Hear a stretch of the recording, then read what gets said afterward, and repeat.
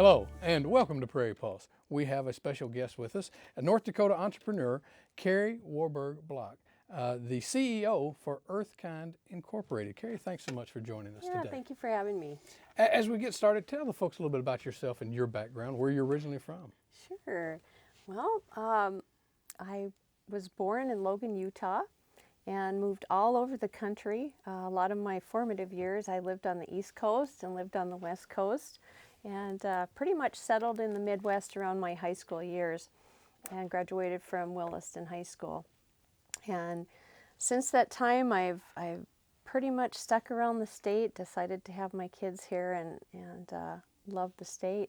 And I came to being an entrepreneur and starting this company because I wanted to do something really beneficial for my kids and for the environment, for the community, and We'll talk a little bit about that. How did you, because you're one of the founder of Earthkind Incorporated, how did you start your own business and get involved with this? Yeah, well, that's such a great question, and it goes back to how I grew up.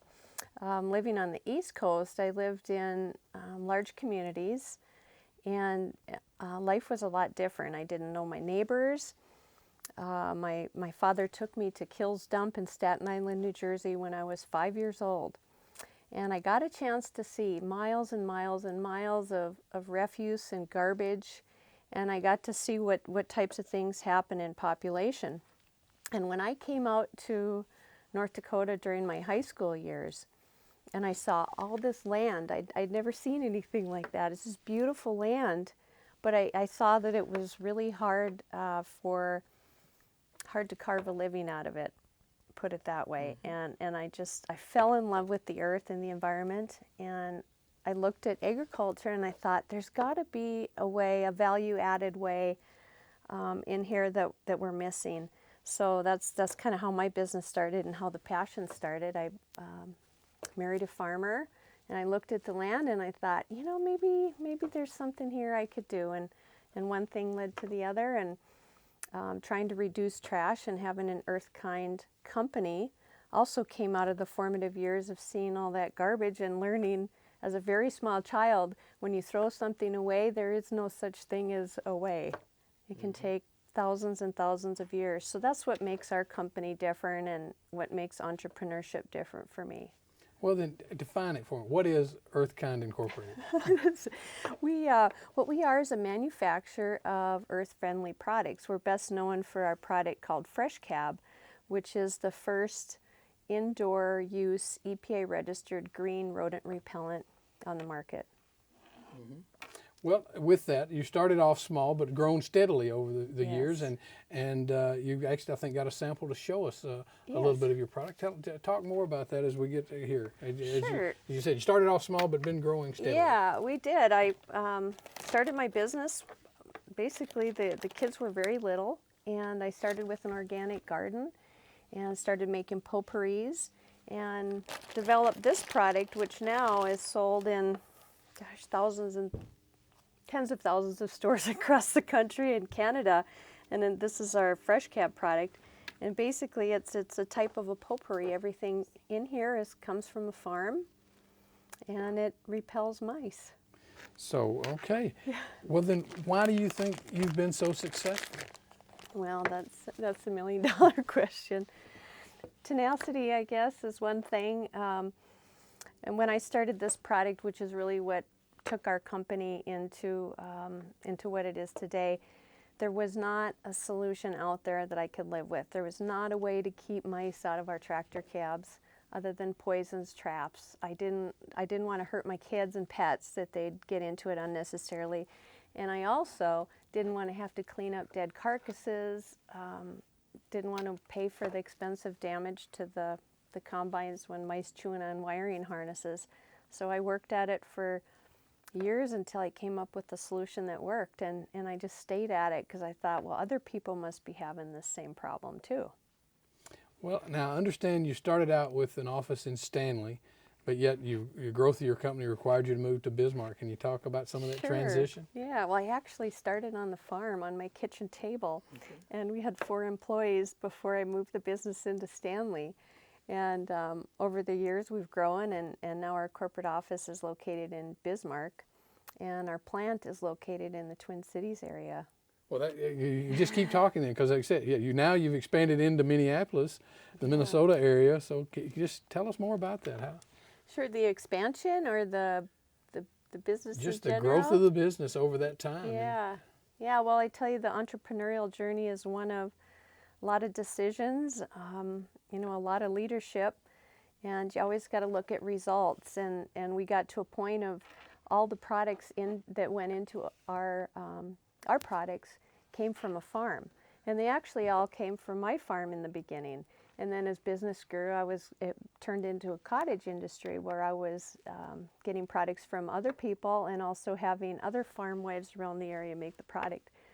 Well, then it grew and we had to automate, and it just wasn't efficient anymore, and we've had to take the steps to get closer to the raw products, which used to be all right here, but now they've moved over to the East Coast with changes in biodiesel and bioethanol and corn.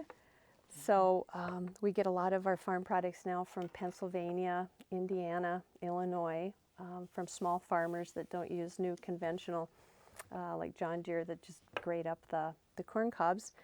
And we just had to transition to that and get closer to our customers. The types of customers we have require shipment within 5 days, which is pretty much impossible to do from western North Dakota unless we had our own plane to deliver it to them. That really wasn't efficient. So, well, with that said, you talked about 4 employees, I think, to start with. What about your employees now? Yeah, well, goodness, now we're up to 8 full-time people, and we have about another, I believe, 8 temporary full-time workers through our busy time, and we have about 50 developmentally disabled workers. So, and you actually started, I believe, with some from Minot and now expanded to the Minneapolis area, I believe. Yeah, we started with some in the Newtown, Stanley, Tioga area, and then into the Minot area, and now we're over in the Twin Cities. And what role do they play in your company? Well, they make us all have fun. So that's one of the main roles. But as far as efficiency and getting the product made, they do a great job. We couldn't do it without them, and they just work and do a great job and come to work every day. We never have problems with people not showing up or being sick. They're the most dependable people we have. Well, Kari, I know marketing the various Pride of Dakota expos with sales probably helps too. Can you talk about some of those? Sure. Well, I don't think that I'd be where I am today in the business if it wasn't for Pride of Dakota. When I started the business, I had no idea how to market. I knew I saw this land out there, and I said, I got to come up with something here that we can do. I wanted to stay home with the kids. I wanted to be there to help my husband with the farming, which took a lot of flexibility. And so I started selling the produce, and I joined Pride of Dakota and came out with a line of potpourri. Well, I basically learned through that how to market statewide, how to market regionally, and how to market nationally. That's very important to learn how to market a product. I'm sure it is. Well, a few years ago, Prairie Public, in fact, Matt O'Lean, produced a profile of you and your company. So let's pause right now and take a look at that. Oh my goodness, you've made a lot of them. That's just this week. Our company manufactures plant-based fresheners for the home, auto, storage area, and personal aura. Good afternoon, Crane Creek Gardens. This is Val. Fresh Cab, and that's a product that I invented to use in tractor cabs initially, and it would keep them fresh over the winter time. And the other product we have is called Prairie Air, and that product is an all-natural solution to musty basement odors. It's also fantastic when used in gym bags. Come here. Look at you. Can you sit down? When I first moved out to the farm, I had real small children, and I wanted to do something to stay home with the kids. Over the years, we used to do everything in our house until I had 2 employees, and then we had to build a shop. We worked there until a couple years ago when I got up to 4 employees. in some ways it's better, in some ways it's not. I have to drive to work now, but in the same respect, I can leave work when I want to and go home, and I don't have it spread all over my house anymore. So this is exactly the same thing as that's in all the premium. Our first distributor went out his first year, and I think he got like 200 stores with the fresh cab, and now we're up to close to 5,000. The products that we manufacture are all egg-based, and by that they're made out of agricultural byproducts. In the fresh cab you find corn cob chips, which is corn cobs, and then they're ground down to a certain diameter and dried and cleaned, and then to that we add essential oils, which are all totally plant-based. So how was lunch? Good. Our sales increased so much that I had about 11 families around the neighborhood that would make fresh cab on the weekends, and they'd get paid per unit. Well, it got totally crazy because we had people coming and going all the time and product spread out everywhere. And one of my employees, she said, you know, have you ever thought about having handicapped people do this? It really would be a good fit. And this was pretty much early on, and I said, you know, that sounds like a good idea. Let's try it. So we tried it, and it worked splendidly. And we've just grown over the years, and it's become a big part of what we do. About 70% of the assembly of our products is done by persons with disabilities that wouldn't have a job otherwise. And which one did you say was your most popular one? This one here, and a lot of people like sweet clover too. The financial rewards have been nice because it's been a long time coming. A very, very long time. I think I worked for 6 years without any paying myself. I could sell the business at this point. We could pay off everything we have, and and we'd be just fine. But my husband, his farming is in his blood, and after all these years it's in mine, and it seems like a lot of what we do is steeped so much in agriculture. Well, all right, now we just got to look at that piece, and thank you for doing that. Talk about how important is media and sort of the internet in marketing your products? Yeah, well, first of all, I have to say it gives a great advantage. Yeah, I'm so happy to be an entrepreneur in this day and time, because coming out with a new product, being a small company, you really don't have a lot of money. You can't afford to make mistakes. And in this day and age with social media and the internet, you can basically put a storefront out there if you study and learn how to do it, and you can get your message out, publish articles, get a Facebook account, have a website, and you can basically have your name out there instantaneously. And some of the ways in which we use the internet, we've had about 5 websites now.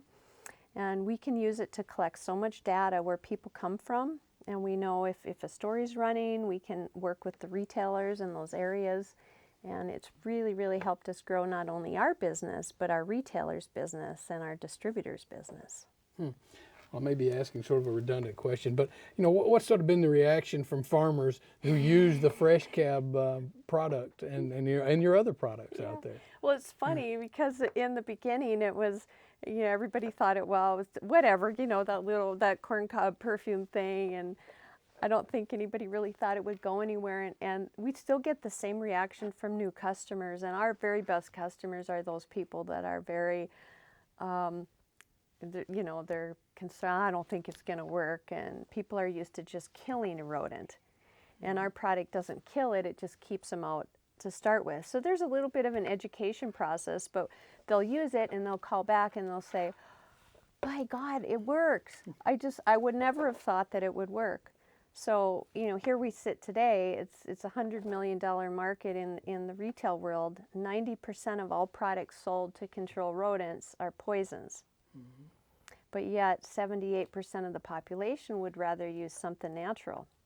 So there's where the social media and the internet comes in. How do we reach people with that $10 million worth of message for, a low cost? Well, and you say that. So, I mean, again, you're striving to be environmentally friendly with that. But, you know, so again, how do you keep going about this? And you mentioned, I believe earlier, that this is the first green rodent repellent Yes. that's been registered. Is that the right terminology? Yeah. Okay, can you talk a little bit more about that? Yeah, the industry I'm in is regulated. So that means the government says, okay, you have to have everything approved by us before you can sell this product. And thank goodness to the North Dakota Department of Agriculture who helped us, and some consultants. We did something that, you know, very few companies are able to do by getting this out. But being the first green product was very difficult, because right now the way the policies and the regulatory environment is set up, it's based on risk and risk assessment.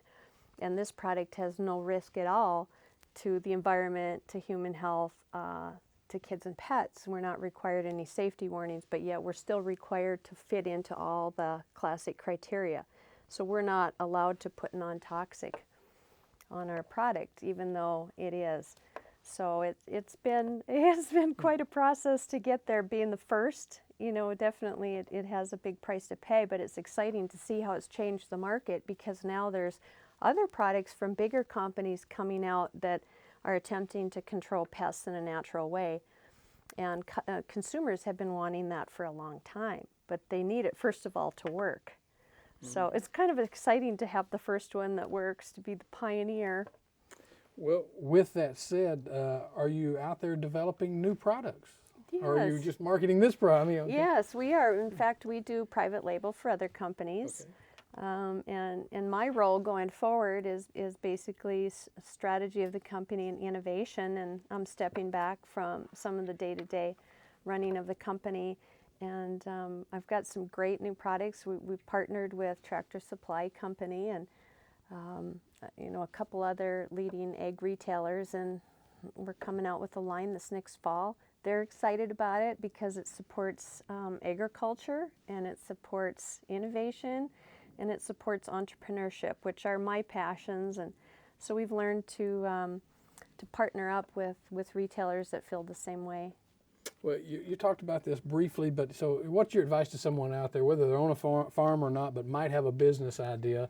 I mean, it's pretty scary to start a new business. Yeah. So what's your best advice for those folks out there? That's a $1 million question, but you know, one thing I've learned over time, there's really only 2 questions you need to ask yourself. If you can narrow it down to number 1, what do you want?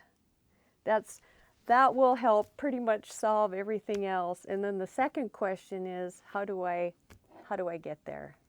And you know, with that said, really you become what you commit to.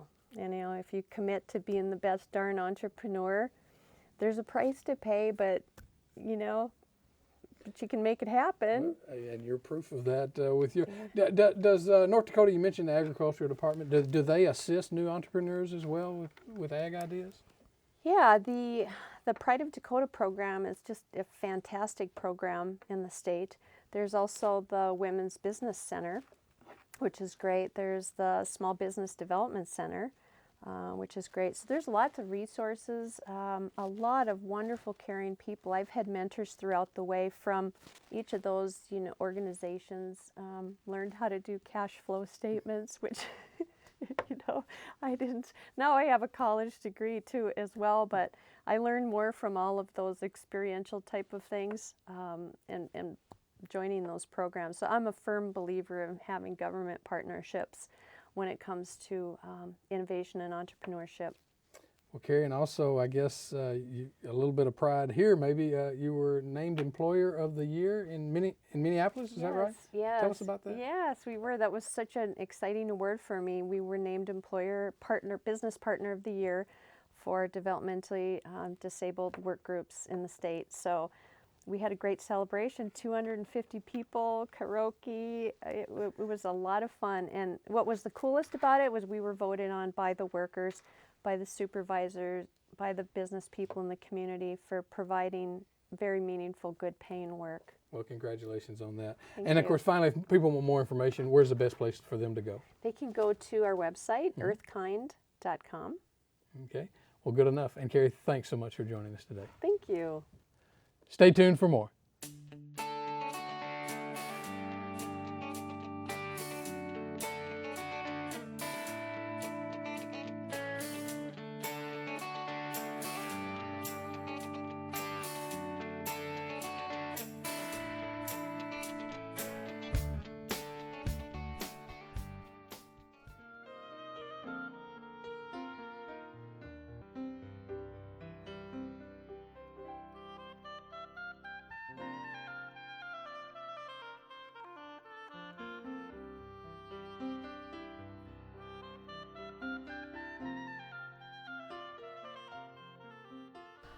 I don't understand that concept of being bored.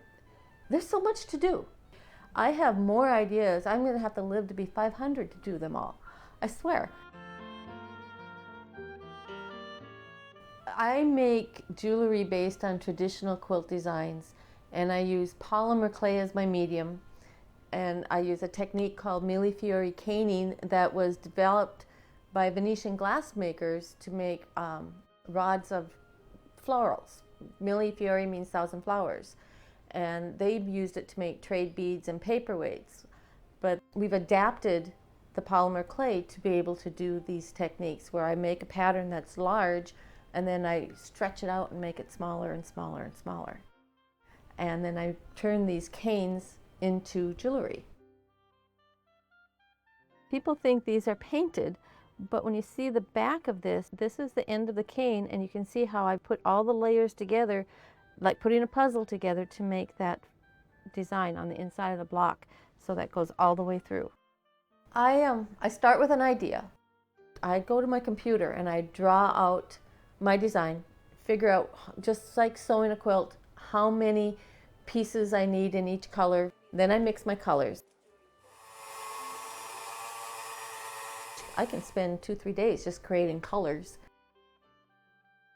Then I will either extrude my colors through a tool where I can extrude squares, triangles, hexagons, things like that. And then I'll stack these pieces together, building a block with that pattern going all the way through it.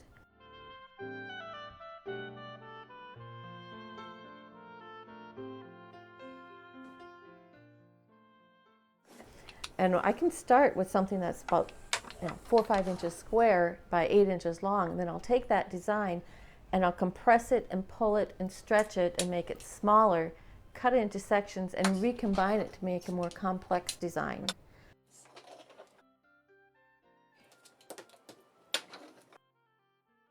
And then I'll take part of this and keep going, reducing it down to various sizes for matching earrings.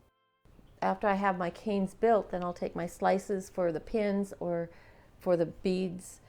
So this is my representation of stitches. They get baked in the oven, and then we'll assemble them into the jewelry. Well, here's an Underground Railroad pin.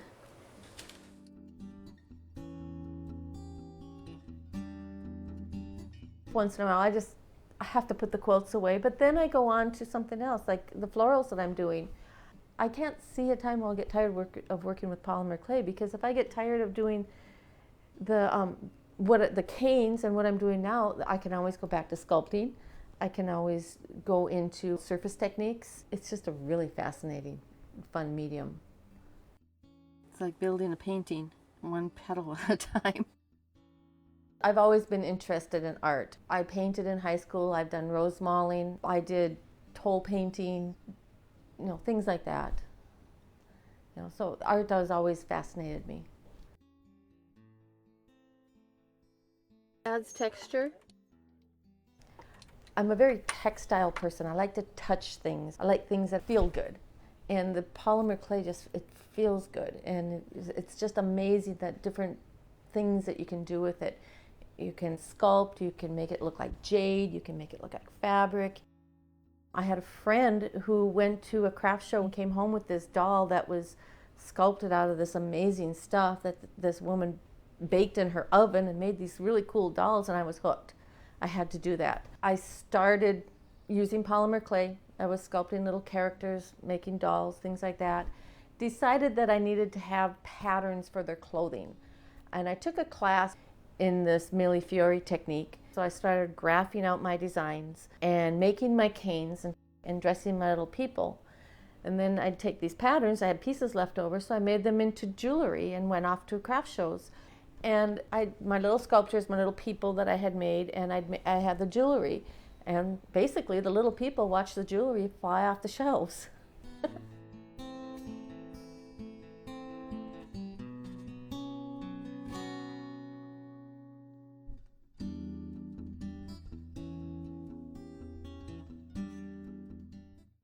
Well, that's all we have on Prairie Pulse for this week. And as always, Thanks for watching.